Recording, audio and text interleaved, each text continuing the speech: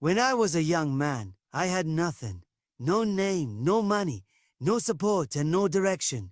My clothes were old, my shoes were torn, and my dreams were buried beneath the weight of poverty. I remember sitting in a dim little room where the rain would leak through the roof and drip onto the floor. There was no fan, no comfort, no hope, only silence and the question echoing inside my mind. Is this all life has for me?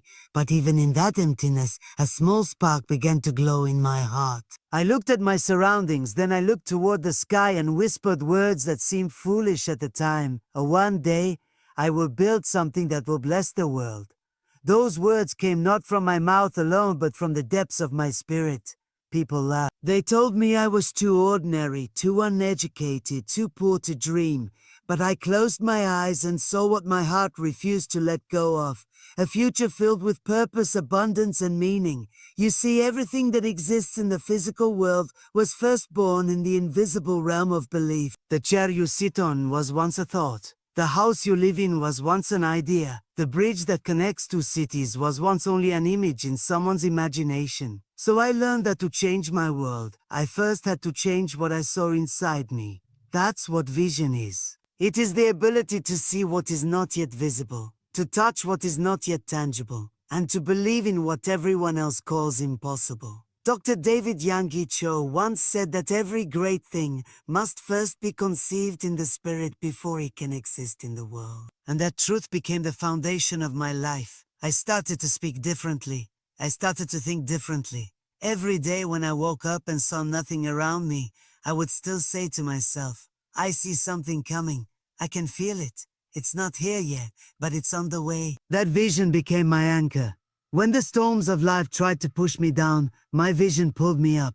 When I had no food, I fed on my dream. When I had no support, I reminded myself that every great person in history began with nothing but belief. I stopped seeing myself as poor and started seeing myself as becoming. I began to imagine the life I wanted in color and detail. I saw myself helping people, standing on stages, building businesses, changing lives. And I held that picture so tightly that nothing could steal it from me. Vision is not wishful thinking. It is the language of faith. It is how the unseen becomes seen. The world around you changes only when the world within you changes first. I understood that my circumstances didn't define my destiny. My vision did. There were nights when I would sit in silence and whisper, Lord, I don't see it yet, but I believe it's coming. And somehow those words filled my heart with peace. I started to notice small changes. People came into my life who saw potential in me. Opportunities appeared in unexpected places. I realized that when you walk by faith, the universe begins to rearrange itself to align with your vision. It doesn't happen overnight, but every step you take with faith is a step toward manifestation. I didn't know how or when my dream would come true, but I knew that it would. That's what faith feels like. It's certainty in the unseen. It's walking in darkness while knowing that the light is ahead.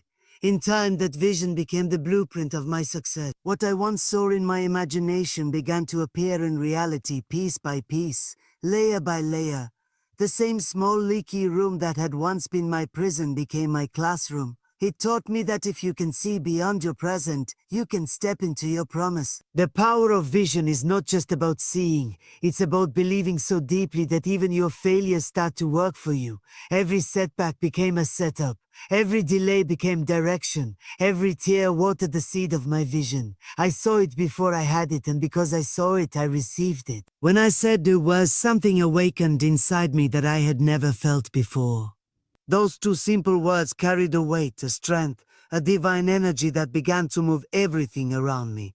I remember standing in front of the mirror, looking at a face that had nothing to offer the world. No money, no power, no influence, and yet I whispered again, I believe. And every time I said it, something in me grew stronger. Those words became more than sound. They became my foundation, my declaration, my breath. I believe was not a phrase anymore. It was a seed planted in the unseen soil of faith, watered with tears, hope, and perseverance. I learned that the universe listens not to our complaints, but to our convictions. The words we speak are not empty. They are creative forces shaping our reality. Every morning, I woke up to the same poverty, the same broken furniture, the same struggles, but my language began to change. I refused to call my life miserable. Instead, I began to call it in progress. I stopped saying I can't and replaced it with I believe I will. I stopped focusing on what I lacked and started giving thanks for what was on the way. There's a power that comes when your words align with your faith. The more I said I believe, the more I began to act as if it were already done. I didn't have money, but I walked like I did. I didn't have success, but I spoke with confidence as though I already carried it within me. My thoughts began to change. My attitude shifted. The world around me responded. People started to notice something different. They said, "You speak as if you already have everything." I smiled and said, "Because I do inside." That's the mystery of faith. It begins in the unseen but manifests in the seen. You cannot wait for evidence before you believe, because belief itself is the evidence of what is to come. The Bible says, "A faith is the substance of things hoped for, the evidence of things not seen." Those words became alive in me. I realized that every time I said believe, I was not just speaking to myself, I was speaking to my future, commanding it to align with my vision. Words create worlds. They shape atmospheres, they break chains. I started to test this truth in small ways. When I needed help, I said, "I believe help is coming." When I was sick, I said, "I believe I am healed." When doors closed, I said, "I believe a better door will open." And every single time, somehow things began to shift. Not always instantly, but surely. Sometimes the change happened within me before it happened around me. My heart became stronger, my mind clearer, my purpose brighter. The power of I believe transformed my inner world first, and the outer world followed in obedience. There were moments when doubt whispered, "What if this doesn't work?" And I would answer, "It already is." I refused to let my tongue speak defeat. I realized that the tongue can build or break destinies, so I guarded my words like treasures. When I spoke faith, I felt heaven move. When I spoke fear, I felt my spirit shrink. That's when I truly understood. Success doesn't start with money, opportunity, or talent. It starts with belief. If you can say, "I believe and mean it" with all your heart, then the invisible will start taking shape in your favor. I believed when there was no reason to, and that belief became the reason everything changed. I began to act like a millionaire long before I had a single coin in my pocket. It wasn't arrogance, it was alignment. I had learned that faith without action is empty, so I decided to live as if the promise was already fulfilled. When I walked, I carried myself with purpose. When I spoke with confidence. When I worked, I gave my best, not because anyone was watching, but because I believed I was building something eternal. I stopped chasing success and started serving excellence. I treated every small opportunity as if it were a doorway to greatness. And slowly, those doors began to open one after another. In those early days, there were times I had nothing but my dream. My clothes were still simple, my meals still humble, but my spirit was rich. I chose gratitude over grumbling. I gave even when I had little, because I understood the law of increase. What you give multiplies. Many thought I was foolish to give away when I was struggling myself, but I knew that holding back would only shrink my capacity. The more I released, the more I received. The same God who multiplied 5 loaves and 2 fishes could multiply my little too. And opportunities began to find me, relationships started to align, and ideas came to me in the quiet of the night. Ideas that would later turn into doors of provision. Every act of faith became a seed. Every word of encouragement I spoke to others returned to me multiplied. I discovered that when your vision and your actions walk in harmony, miracles follow naturally. I didn't need to push people or force outcomes. I just needed to stay faithful in the small things. When others rested, I built. When others doubted, I planned.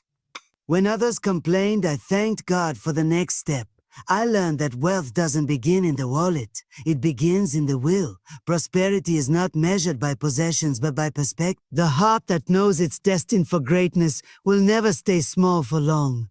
One day, someone asked me how I managed to stay motivated when I had so little. I smiled and said, because I already saw the ending. My vision was not a fantasy. It was a prophecy waiting for my obedience. So I acted according to it. I worked with integrity even when no one was watching. I helped others succeed, even when I was still climbing. I built trust one honest word at a time, and as I stayed consistent, blessings began to overflow. What started as one small opportunity became a chain of breakthroughs. One contact led to another. One idea opened into a business. One act of service brought recognition. I realized then that real success is not something you chase. It's something you attract by who you become. When you carry faith, excellence, and generosity, the universe responds. The same people who once ignored me began to seek my advice. The same doors that were locked began to open without effort. I didn't run after money, yet money began to find its way to me. It's because I stopped focusing on what I could get and started focusing on what I could give. I built not for wealth, but for worth. And when your purpose becomes greater than your profit, prosperity follows you like a shadow. Each day became a testimony of how belief turns into blessing. I had learned that you cannot outgive God, you cannot outwork vision, and you cannot outlast faith. Everything I did with the mindset of increase, not greed, but growth. My small steps of faith were being multiplied beyond anything I could have imagined. And when I looked back, I realized that the miracle wasn't in the money I earned, but in the person I had become through the journey. I didn't just gain wealth, I gained wisdom. I didn't just build businesses, I built belief. And that, more than anything, was the true multiplication of my life. ChatGPT can make mistakes. Check important info.